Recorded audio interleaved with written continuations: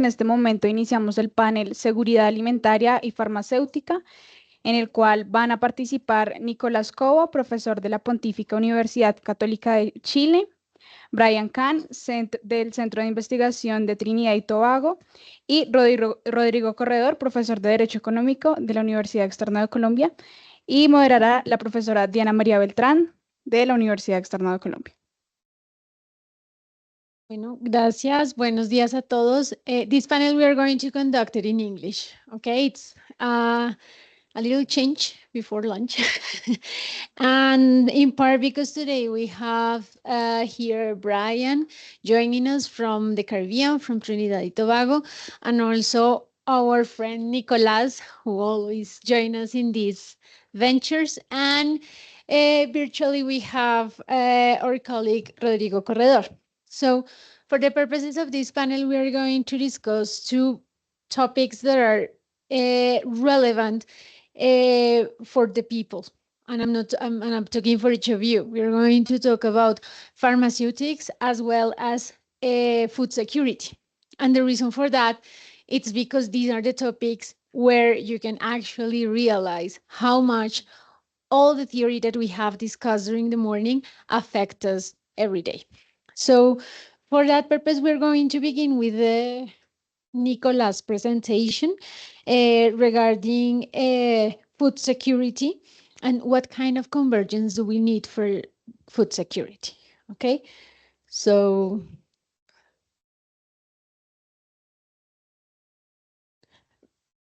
technical issues.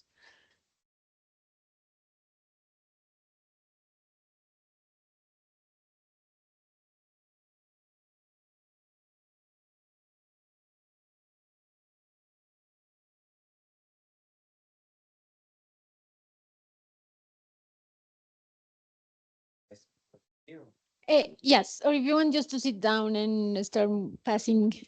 Okay. Go to the first. Okay, good afternoon. Thank you very much for the organizers. You may wonder why I'm going to talk about right to food and nutrition. And it's because I think it's very much related to integration and convergence, and also because it's near lunchtime. I think you're going to pay more attention. Okay, first of all, I'm going to talk about we have a common challenge in the region related to nutrition. Is this working? Thank you. Okay, so I'm going to say something very obvious. We are the same species, so we share the same challenge on health. And this is a really important challenge on because of bad nutrition. The trend in the whole world, and some of the countries are even worse, is the increasing number of obesity. If you go to the USA, it goes over 55% of obesity. And don't forget overweight, which is also a problem. This is not a problem of external appearance. It's a health problem. It produces important problems on the healthcare system and the life quality of the people. And if you see this data, the causes of diseases are very much related to bad nutrition. 7 of the 10, high blood pressure, high blood sugar, obesity, high cholesterol, alcohol, die high in sodium, die low vegetables, die low in whole grains, die low in fruits. So why we pay so much attention in other causes of disease, such as criminality, since the huge problem is here. So what are the countries are doing facing this problem? Well, they are taking several actions by taxing, by education, marketing, labeling, promoting physical activity, school programs, ultra-processed food, restrictions on certain unhealthy food, GDA, and others. So are those actions convergence? if we have the same problem, why we don't have similar solutions. So is there any trade-off between health challenges and the restrictions we're taking in order to try to solve and reduce the trend? And is this affecting the trade? Well, I'm going to show you some samples. This is a label, very complex. You need to study a PhD in nutrition to understand. And they try to use some colors and trends on calories, daily calories. This is the before the current trend existing label. Now we have a more simplified one. This is the Ecuadorian stoplight. It's based on the European samples, some of the countries. And this is some of the black label, octagonal warning used in many countries in the region. So I'm going to try to show you and discuss whether these labels are helping or are creating barriers. If you see the years, in many of the years, recent years, we are creating new labels in order to inform, to warn consumers of the risk of intake some of critical nutrients, which is sugar, sodium, fat, saturated fat, and calories. And now we're gonna see if there is some harmonization and convergence in those labeling. One, you have the case of Ecuador, who have a particular and separate system. It's very simple and it's very clear. But then you have the 2016 alternative that Chile promoted. That was 4 nutrition, critical nutrition, nutrients, which is sugar, sodium, fat, and calories. Other countries show this sample, say, okay, let's go to that, and let's apply a similar, somehow similar format. But you see, well, Bolivia is on a study, but then you have Peru. Peru copy the idea, but they add differences. So then you have saturated fat, sugar, and sodium, but not calories. And then add another one, which is saturated trans fat. So then you can understand there is huge, tiny difference between these models that may create or not convergence and harmonization or not. Look at the Uruguayan system. Fat, saturated fat, sodium, sugar, 4. But it's different than Chile. Similar, but different. Then you have the Venezuelan system. Sugar, saturated fat, trans fat, and sodium. 4, but different than Chile. Then you have Mexico. You have 5 instead of 4, but also different critical warnings. And then they add caffeine and then sugarness. Some of them may justify in the health intention, but they create differences on the labeling and probably cost for companies. Then you have Brazil. They have sugar, fat, and sodium, but a different system and a different format. Then you have Argentina. It is even more complicated. You have 5 sugar, fat, saturated fat, sodium, calories, and caffeine and sweetness. So if we want to solve a similar problem, why we take so different ways, mechanism, and formats? And who is taking benefits? Who? Because you need to pay extra money to adapt, to have another design, to have different labels. And it cost depends on the label, and it costs on the volume. And then you can anticipate who is taking advantage from this. And we will discuss further this. And there is other type of certifications: ecological, biological, free trade, non-use of certain, some of them are religious. Who is paying for that? Then you have international certifications. So if you want to sell in another market, an international trade, you need to pay someone, an entity, to get the certification. There is some positive certifications that promote, because the black octagonal is a negative one. But there are other alternatives like Nutri-Score and the Health Star rating from New Zealand. And there are some voluntary certifications. So more and more additional and more complicated, and then you need an extra entity to provide the process to give you the certification. Imagine companies, SMEs, they want to sell on neighbor countries. They need to see, oh, they have a similar one, but different. So this is an extra cost.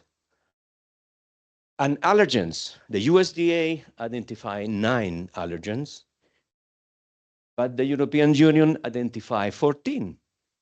Whoops, I need to hire an expert to see, do I need to put all of these or some of these? Because I don't want to have problems with the authorities. I want to sell in this market, but I don't want to have problems. And then taxes. They are so creative, our politicians. They want to create taxes. Yeah, you can understand taxes to get funds, public funds, but these create incentives or barriers because they are not the same. They don't, not even within a country, they are the same. Some VAT taxes are flat. In some countries, there are differences because they have reduced VAT, because they want to promote some basic food for some group, or they want to promote some healthy food. So there are some experience, like in Mexico, they tax sugar and they tax unhealthy food. In Chile also tax drinks, soft drinks. Look at this chart that you have so many differences. Imagine a company that wants to sell in a neighbor country. When our region says, well, how much is the tax? How much is the tax rate in this country? Do they have differences between the products, the food products, the sodium, the sugar, whatever? So there are some exemptions within VAT, but also extra tax, like I mentioned the case of Mexico. Are they efficient? Well, usually they have an important effect at the beginning and then they reduce. It depends on the flexibility on the consumers, on the demand, on the elasticity of the demand. But there is no harmonization. It's so clear that you have different labels, different taxes, some of them intended for health purposes, not only for the public funding.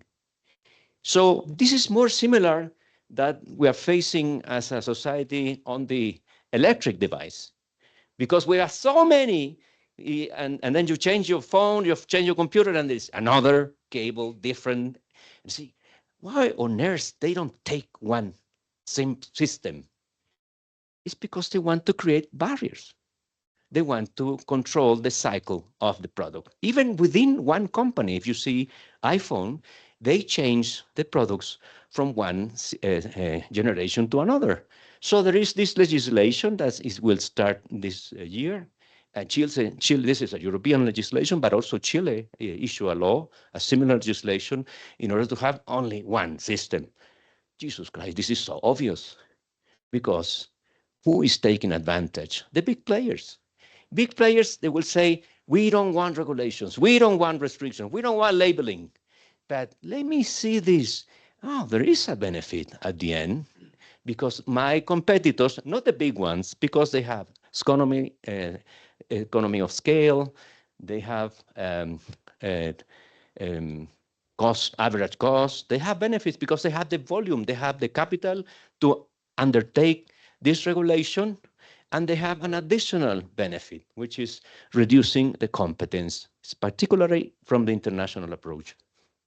So the aftermath of these regulations is the big players are taking advantage because they benefit from the lack of convergence and the lack of harmonization of regulations. And what they're doing, they say, look, I really don't like this black label because I don't care. I sell a soft drink with sugar, but I don't want a black negative in my brand. So I'm going to adjust unilaterally. The law didn't force them to do this because they reduced the threshold of sugar and they could withdraw the black image. So it's a matter of branding more than the compliance of a health problem. So what about the regulation? Is this regulation, the SPS agreement, forcing it? Can you comply with the SPS regulation and have all these differences? Yes, because there is within the country, you don't discriminate. You don't have arbitrary, you have scientific evidence, and you say within the country, let's say Colombia, let's say Chile, our labeling is the same for all the companies. But they don't see the convergence. The lack of convergence is affecting other players, which is SMEs. So they have the assessment, they have the justification of measures. So countries may set their own standards. They should not arbitrarily discriminate, and they have the scientific justification. So they match the obligation of the SPS. They say, no, we are not doing anything. We are fulfilling with the law. So the lack of convergence is affecting and producing many negative externality. Some of them probably not anticipate originally, but and the companies did a lot of lobbying against this labeling, but then they realize that there is a second layer that they can see, well, there is a benefit at the end. So with this regulation, you have difficulties on international trade, regulatory uncertainty, additional cost, inequality in competition, impact on innovation, and SMEs are affecting their long-term competitive. So, okay, Coca-Cola, PepsiCo, Nutresa, big players, they say, well, I don't really like this regulation and restriction, but at the end, it helped me to sell. So how can, if there is a positive forecast, yes, I think we need more regional harmonization on labeling to have one system, like the electronic device.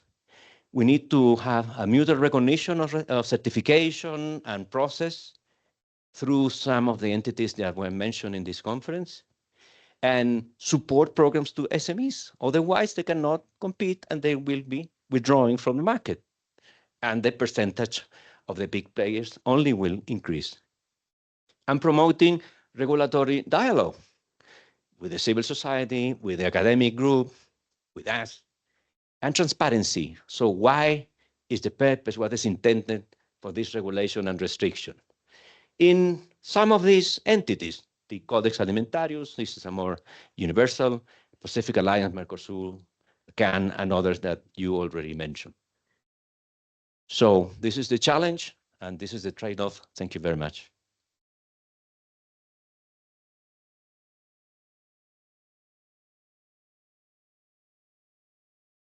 Thank you, Nicolás. I think it is really interesting because at the end of the day, with all this presentation that you made, it's actually because of the benefit of the big boys in the market, as you said. We are restricting our own dietary conditions and therefore affecting the way in which we made a relationship with food. And of course, it affects how we develop in the world. Okay, so continuing with Bryan. Bryan comes from the Investigation Center of Trinidad and Tobago, and Bryan now is going to change to the topic of pharmaceutics, talking about intellectual property exhaustion and underanalyzed legal factor for Latin American integration and convergence. Hi, everyone. So my main affiliation is at the University of Turin in Italy, but I always feel ridiculous saying that when I'm dealing with Caribbean work, so that's why I put that other kind of generic affiliation. I'm Bryan from Trinidad and Tobago. I feel guilty for imposing English in this forum, but I feel like we're all here because we're concerned with the common challenges to the Latin America, Caribbean region, but more importantly, the common opportunities. Within those opportunities, our diversity is our strength, including our linguistic diversity. So that's just my attempt to justify my embarrassing lack of Spanish skills. I'm not talking about pharma in particular. I'm talking about intellectual property law and its role in trade. And so I'll try to link that with the discussion on food security and health security. So it's trite to say that intellectual property is critical for trade. You know, we've gone way beyond talking about flows of goods and services, and IP is all about the rules for flows of knowledge and information and technology transfer.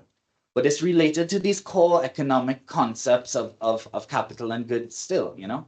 Intellectual property is the way multinational corporations use internal transfer pricing to move their tax liabilities around. So it's part of capital flows. And what I'm talking about is how it's also part of trade in goods. Because the things we produce and put on ships and send across the oceans, some portion of them are protected by patents, but almost all of them are protected by trademarks. So the trademark laws that we have can affect the flow of goods and services, and I'll try to demonstrate why. So this is a space where the global south is really constrained. Our policy space is really constrained in terms of intellectual property, because the WTO rules on minimum IP rights are very strong. Right? We have a very constrained policy space, but there are a few flexibilities within international law. And my basic argument is that the LAC region, we need to identify these little flexibilities and hold tight to them. We need to resist giving those up in bilateral agreements, and we need to leverage those flexibilities towards our vision for integration and convergence. So I'm talking about a very specific doctrine, which is one of these flexibilities, which is the idea of exhaustion, which are the rules pertaining to trade in secondary goods. So the general idea is you buy something, you own that thing, you can sell it to someone else, right? If you buy a car, your car is protected by some trademark, the patents and components, the software in the car is protected by copyright. But of course, you can go and sell your car to someone else. The IP holder can't stop you from doing that. But it's less clear when it comes to international goods. And that depends on the domestic regulation of the country that you live in, whether you're able to parallel import, meaning buy a legitimate good from another country and then resell it in a second country. So Adidas is a protected trademark in the USA and in Colombia. Can I buy a pair of Adidas shoes in the USA, import them into Colombia, and sell them? This depends on what we call the exhaustion rule. So national rule says you can buy and resell things without an IP owners just in the domestic market. But an international rule says, no, you can buy this thing anywhere and resell it because the rights are said to be exhausted internationally. And this is important for us and in this panel here because a lot of trade in commercial food products, as well as pharmaceuticals, occur in secondary trade. It's not just companies selling on their controlled channels of distribution, but small retailers throughout the supply chain across the region. And in the last presentation, we talked about how multinational companies benefit from this market segmentation, which is a result of unconverged food labeling standards. So I'd like to demonstrate why that is amplified by intellectual property law and trademark law in particular. So besides these kind of national or international rules, another great idea is the idea of regional exhaustion. This has always been the rule in Europe. So in Europe, if you're importing in Germany, you can buy Adidas shoes in the US, but you can't resell them in Germany because it's not within the region. However, you can buy Adidas shoes in Germany and resell them in France, right? Within that region, which is the European Economic Area, intellectual property should not be a border to resale of goods. Earlier today, we had a colleague talking about the developments in Africa and the African Continental Trade Agreement. The IP protocol of the African Agreement sets out a regional exhaustion rule for Africa. So it's saying that the African countries foresee that they want to be able to enable this secondary good resale of goods in that space. So the question, is this an appropriate model for Latin America and Caribbean? I would like to say so, because we have this strong role of secondary trade within our region, but also we have a lot of informal economic activity, which is this form of secondary trade also. I can tell you in the Caribbean, it's a long-standing tradition that people go over to Panama. They used to go to Colombia, now they all go to Panama and buy a bunch of clothes and shoes and come back and sell them in the markets in downtown Jamaica or Trinidad. So this is what we call suitcase trade. It's a form of informal trade, which is facilitated through the idea that, well, what are the barriers of trade? Normally tariffs, and people try to get around these by claiming things as just a personal use. But as we integrate and we lower tariffs, right? We lower the traditional barriers to flow of goods. Intellectual property can still be this non-tariff barrier.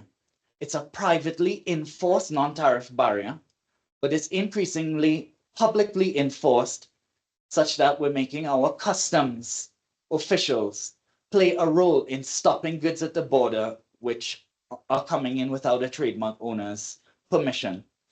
So my point is, within the region, we have a large amount of trade through secondary markets, which are outside the controlled distribution channels of companies. So I think the next step is to kind of ask yourself, well, what are the rules that apply in the Caribbean?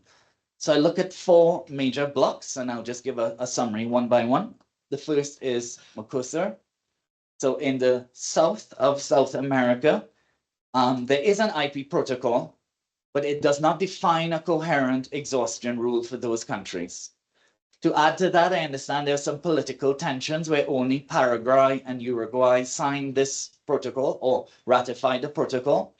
There was an attempt to redraft this IP protocol in the Mercosur region, which suggested that the region would have a regional exhaustion rule, but I suppose that fell apart because it didn't have the political buy-in. Our second region, SICA, the Central American Integration System. There is a protocol, particularly for trademarks and patents. There's an international rule for patents, but there's no rule for trademarks. But essentially all the countries in Central America have an international exhaustion rule. So it's, de facto sort of harmonized. Third region, my region, CARICOM. It's all over the place in CARICOM. So we have a vision for not just integration, but a common market, a Caribbean single economy and common market. And the treaty basis of that, the Treaty of Chaguaramas, talks about harmonizing various regulations and laws, including in intellectual property. But we don't have a regional intellectual property instrument. So every country does something really different. So I'd like to tell you about Trinidad and Tobago, my country, and Jamaica, because these are the 2 biggest economies in the Caribbean. Trinidad has a national exhaustion rule for patent, but an international rule for trademark. Jamaica has the opposite, a national rule for trademark and international rule for patents. What does this mean? I can go buy a container of cans of peas in Jamaica and resell them in Trinidad without an intellectual property problem. But if I bought a container full of cans of peas in Trinidad, I could not resell them in Jamaica because the trademark owner can stop me. So the rules are asymmetrical, and it's not auguring very well for integration at all, even though these countries have reduced all tariff barriers between them. I can buy a patent-protected pharmaceutical product in Trinidad and resell it in Jamaica, but I couldn't do it the other way around. So the rules are all over the place and not coordinated, and it really undermines meaningful secondary trade. Now, within the region, we have 2 countries which have done something very interesting. One is Belize, who is geographically in Central America, but for cultural reasons is included in the Caribbean trading bloc. Belize their legislator says that their rule will be a regional exhaustion rule for trademarks. So if you buy anything in the CARICOM region, you're able to resell it in Belize. So this is that country legislating that without any instruction from a regional body. It's very strange. So they have this rule, but it's not reciprocated with any of their trading partners within the bloc. St. Vincent and the Grenadines, tiny little country, has done the same thing for patents. They have a regional exhaustion rule for patents, but that's not reciprocated with anyone else in the region. So these are very, very very strange legislative choices. You know, looking at the IP laws of 150 countries across the world, these are the only two instances I've ever seen of that, not counting the UK and Brexit, which is kind of its own thing. So these countries, their legislatures are giving an indication. We want to use this intellectual property tool to integrate and to harmonize, even in the absence of a regional rule. And my thinking is that resolving these ambiguities is really important, not just for the economics of trade, but for the role of trade in building cultural solidarity. Going to the shop in Trinidad and seeing products from Venezuela or Colombia or Jamaica is a form of building cultural solidarity through the market mechanism. And so our fourth region, maybe the most important for this audience, the Andean community. So the Andean community is different. It does have a regional IP harmonization instrument, which does speak of an exhaustion rule. It says all Andean community states have an international exhaustion rule. So for patent, that works reasonably well. But for trademarks, it's qualified by a very restrictive qualification, meaning you can buy something and resell it, but you can't change the packaging in any way. So it's been interpreted so restrictively that it undermines meaningful secondary trade. My favorite example of this is a case in Peru, where a guy was buying refurbished PlayStation 2s. We're at PlayStation 5 now, and at the point in time, we're up to PlayStation 4. This guy was buying refurbished PlayStation 2s in the US, bringing them into Peru with a certificate saying that these are authentic goods. This is not a counterfeit. It's just refurbished. And Sony stopped them. Sony's not selling PlayStation 2s in Peru. This is outdated technology. But the IP owner stopped them from doing this, saying, hey, yes, you can resell it under this principle of exhaustion, but you've modified the packaging. So you wouldn't allow to do it. So if we go back to this example of food packaging, what does this mean? I want to buy a bunch of food products in, let's say, Colombia and export them to Peru. Okay, I'm allowed to do that under the exhaustion rules. The trademark owner cannot stop me.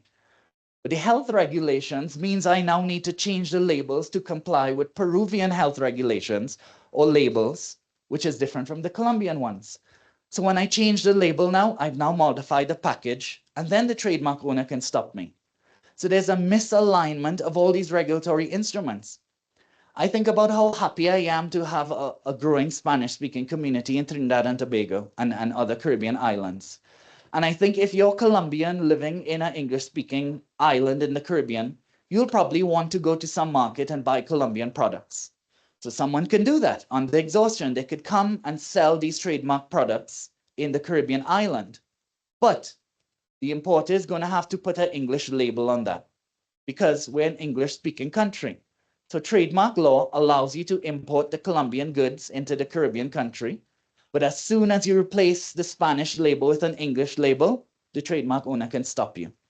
So the idea that the Andean community allows international exhaustion, but interprets it so restrictively that no changes in packaging are allowed, really undoes any real potential for secondary markets, especially when we're talking about extending this to Latin America and the Caribbean, where we have unconverged labeling standards, unconverged health regulations in concerns of, health and food products, and of course, linguistic diversity. So all of this is just to say, my suggestion is that part of the agenda for regional integration, I'd like to see this idea of a regional exhaustion rule put on our, model or vision of what a regional integration instrument might look like. This is important for understanding that the free flow of goods includes goods on secondary markets outside traditional distribution channels, or I should say controlled distribution channels. This recognizes that there's an important role, especially in impoverished communities, for second-hand goods. This recognizes that we have a large body of potential entrepreneurs who are in the informal economy doing this kind of informal trade. Especially, I would say this has a social justice dimension because in the Caribbean and Latin America, this type of suitcase trade is traditionally done by women of lower socioeconomic status. So there's a social justice dimension there to insulating them from, overbroad monopoly rights. And there's a need to realign these packaging laws and these labeling laws with the intellectual property side of things. Otherwise, in different areas of legal regulation, we're just having different conversations and we're converging to common things in these silos, but we're not converging into any common model that really makes sense for integrated markets. Last comment, very briefly, a separate discussion needs to be had on pharmaceuticals.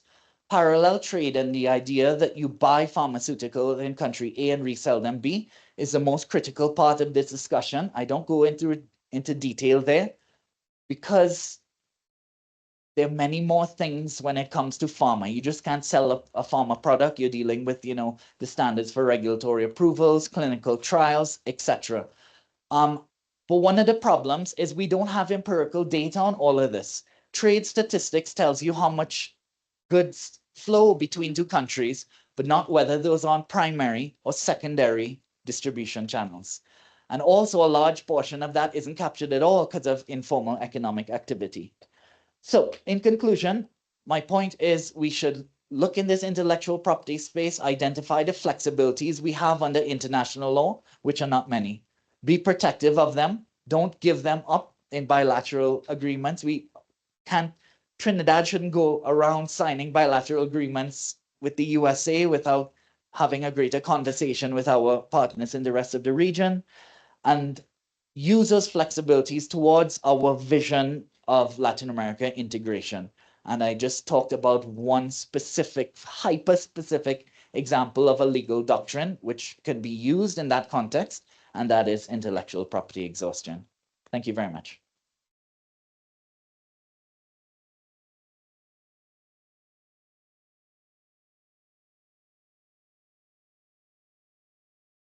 Thank you, Bryan. I think it was an interesting, all those examples that you give, and actually how in the value chain, these little element that seems obvious, it's escaping to the way in which we are proposing the regulation that actually should benefit people, as you say, justice for those women that get benefit from that, and how do we accede to certain goods. Okay, now we have Professor Rodrigo Corredor. He's a professor at Universidad Externado, and Rodrigo is going to talk about a general topic that, of course, affects food security and pharmaceutical sovereignty, which is convergence for the digital transformation regarding the regulatory barriers through regional strategies. So, Rodrigo, the floor is yours. Ok, gracias, Diana. No sabía que la presentación era en inglés, por lo tanto no la preparé en inglés, pero entonces creo que me van a disculpar por hacerlo en español. Estoy tratando de compartir la presentación que tenía preparada, pero no puedo. Bueno, voy a intentar hacerlo por aquí. Compartir pantalla.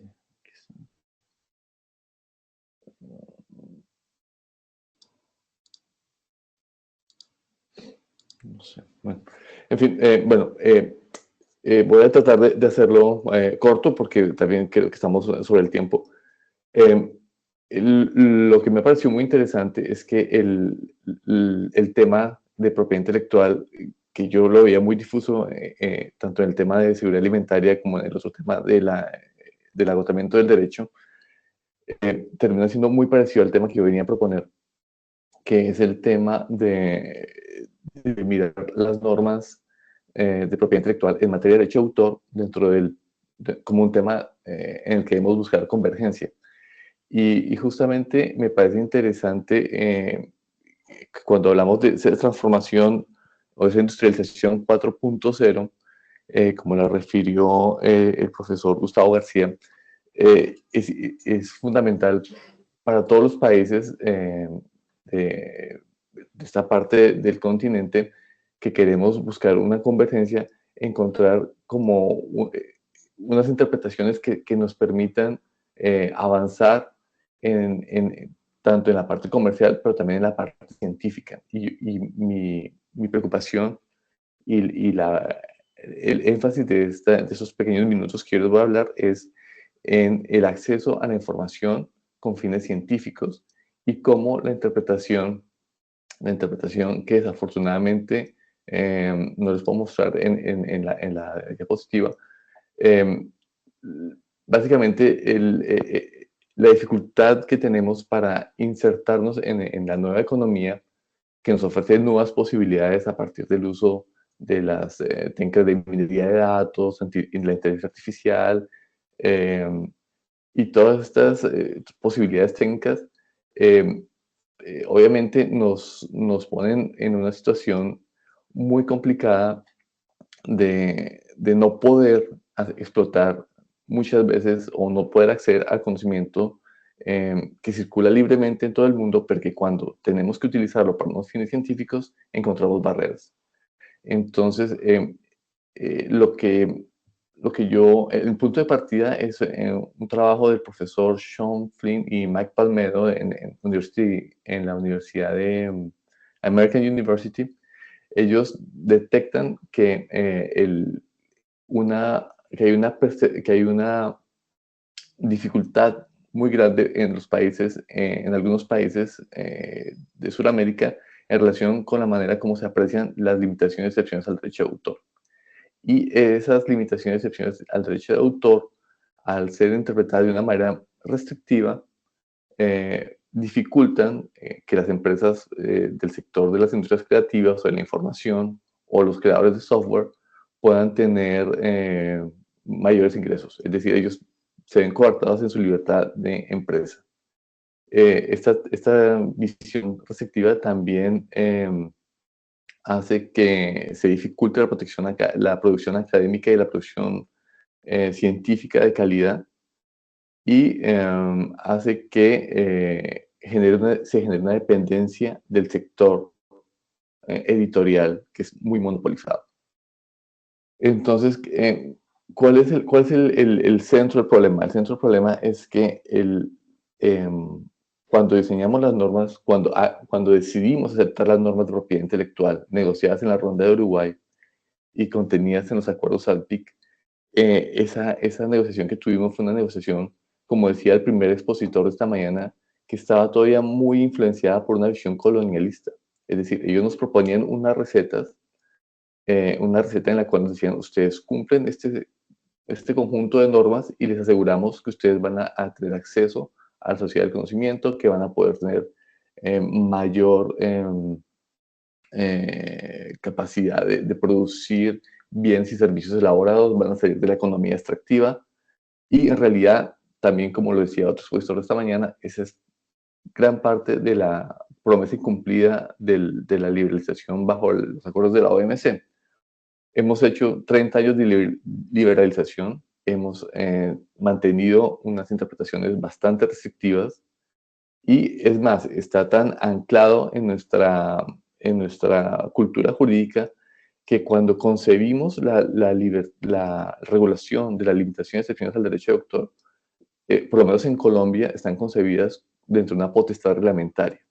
¿Qué significa esto? Significa que el legislador precavía desde el principio las dificultades que podía haber en materia de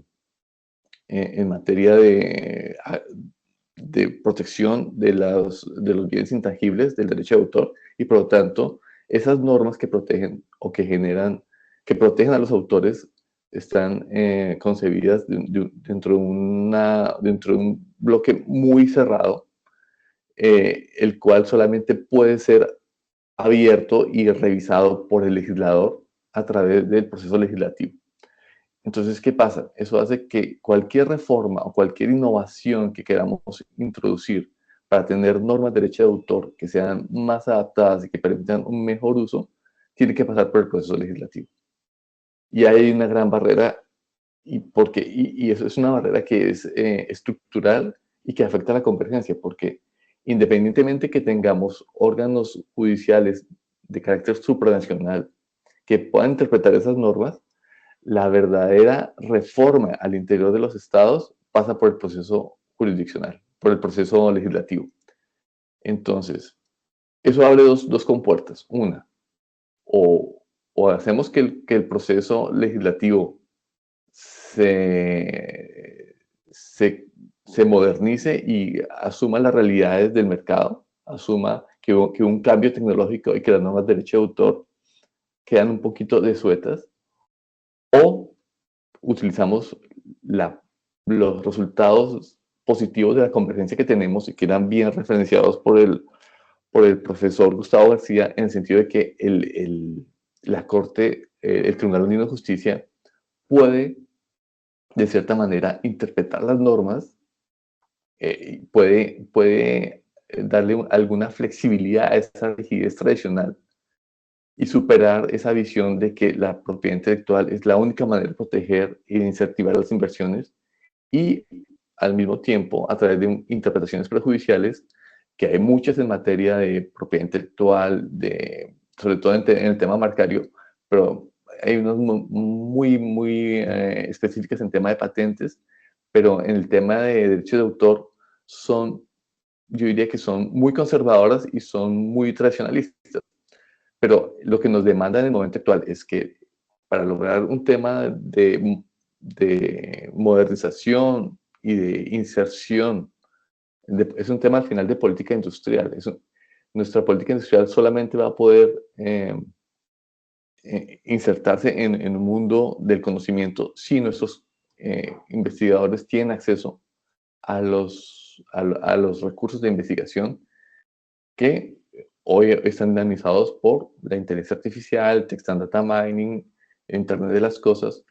Entonces, mientras que los actores tengan esa reticencia a enviar las cuestiones judiciales a los organismos como el Tribunal de Justicia, obviamente hay como una estrategia vedada en la cual nosotros sabemos, no nosotros, sino los representantes y las empresas saben que si someten las cuestiones a los órganos andinos, ellos van a tener unas respuestas que no les convienen.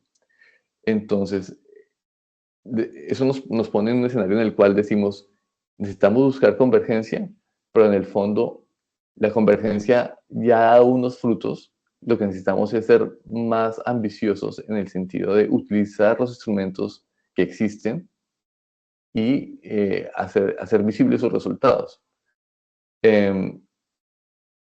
Hay tres temas que son importantes y que ya fueron tocados durante la mañana, y es, en los temas de economía digital necesitamos que surja una confianza, que haya una confianza en el tema y que la gente, y esa confianza en lo digital va más allá de las prestaciones y de los operadores, tiene que ir en la parte regulatoria, y esa armonización regulatoria es importante que la asuman los entes andinos. Tiene que haber un tema de cooperación intrarregional en el cual las agencias o los ministerios de ciencia y tecnología eleven las cuestiones prejudiciales ante el tribunal para lograr que por vía de la interpretación prejudicial y el efecto directo de las normas podamos superar la rigidez estatutaria de las normas de derecho de autor. Y eso nos va a conducir al tercer concepto, que es un concepto de alineación regulatoria. Y una vez tengamos armonizado eso, creo que habremos podido utilizar los resultados de la convergencia, o sea, podemos utilizar la experiencia y esos aquís del derecho comunitario que existen. No tenemos que reinventar la rueda desde cero. Lo que creo que es el momento de que las estrategias regionales se apoyen en los instrumentos judiciales andinos básicamente en el Tribunal Andino, que es un instrumento bastante fuerte, y que le saquemos el jugo a esa supranacionalidad de manera que podamos construir, tal es el caso también con el que proponía en la intervención anterior con el tema del agotamiento del derecho.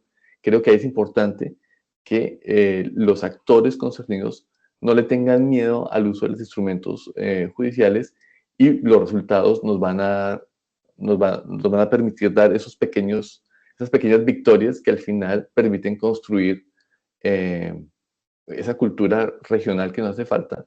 Pero, y ahí también voy al último punto, y es el punto de la protección del consumidor. Y en el tema de la economía digital, el consumidor digital es el usuario de los servicios de telecomunicaciones. Ahí se parecen mucho los temas. Y si ustedes se dan cuenta al final, como todo nos llega a través de este aparato, el día que veamos que los efectos de la regulación andina o sea, que encontramos un cierto nivel de protección en esa supranacionalidad, creo que ahí vamos a tener una convergencia dinámica y una convergencia efectiva.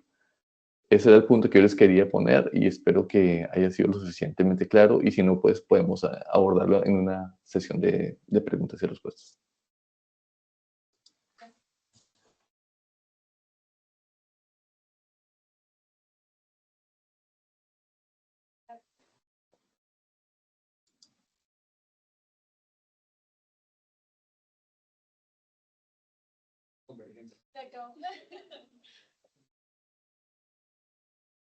Gracias, Rodrigo. Okay, just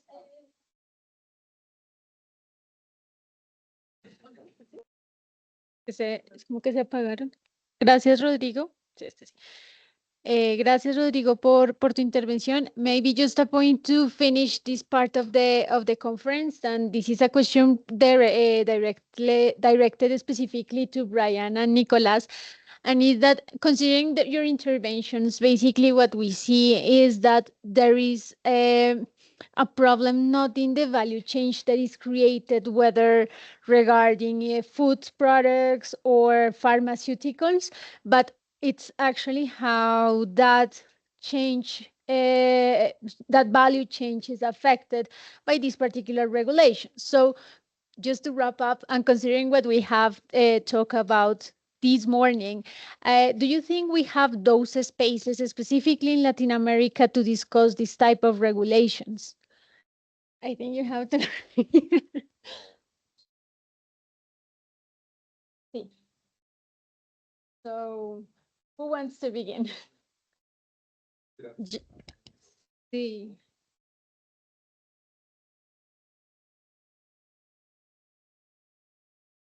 Thank you for your question. It's interesting that the three of the panelists didn't make a previous agreement, and we found a matching points. When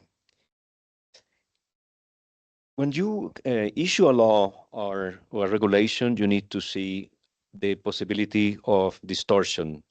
Some of the distortion are foreseeable in advance, but some of them are not. And the capacity to adapt from big companies is the key. I recall when Bryan presented, when the Chilean legislation was started, it was discussed for many years. The implementation took like 4 or 5 years, and it was different step. There was a period for SMEs to adapt, but even though it was very, very tough for them, there was another aspect, not only the black label. There were restrictions on marketing and publicity, sales for under 14 children when products have the label. And there was a discussion on property because Kellogg, in the cereals, they have the tiger. But this sugar tiger, the sugar product has a label. So the Chilean authorities says you cannot use the tiger. And there was a discussion on the court whether this was affecting or not the trademark. But at the end, if you go to Chile and you want to buy many products that have these animals because they have the label. So that's happened with McDonald's, with the Cajita Feliz, and it happened with Kinder Sorpresa, this egg, the chocolate egg that have some little toys inside. Because they have the label, they cannot include toys. So now, this may sound like a joke.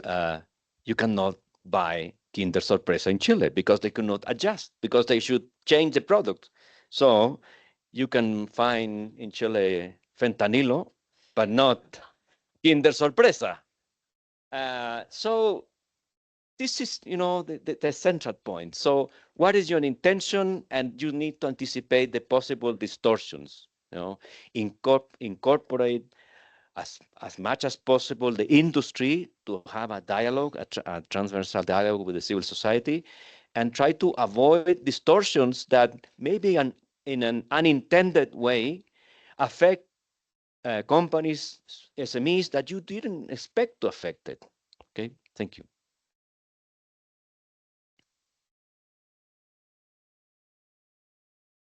Remember when Chile passed that law, Kellogg's put out a press release which said the Chilean government is killing Tony the tiger. Yeah, and sorry, if you buy a products from Kellogg with the tiger and you resell it in Chile, even though if you put the labels, it cannot fulfill the law. So you breach the law with the image. Right, so to get back to the question about do we have a space to engage in this dialogue, I feel pessimistic because we're talking about the meta region of Latin America and the Caribbean, and it sounds like we're not really doing good in the sub-regions, like hearing the lack of coordination in the Andean space.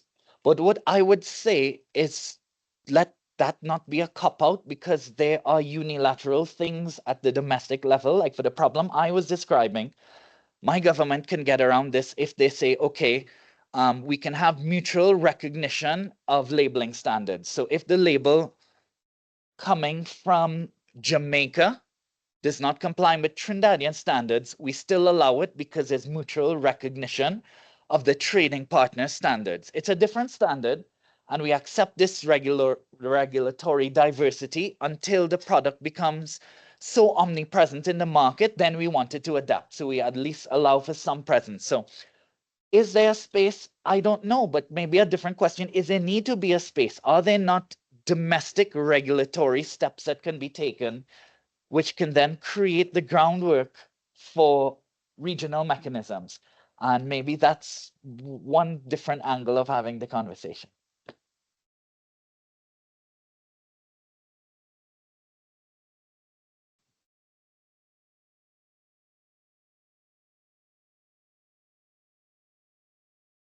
Healthy food.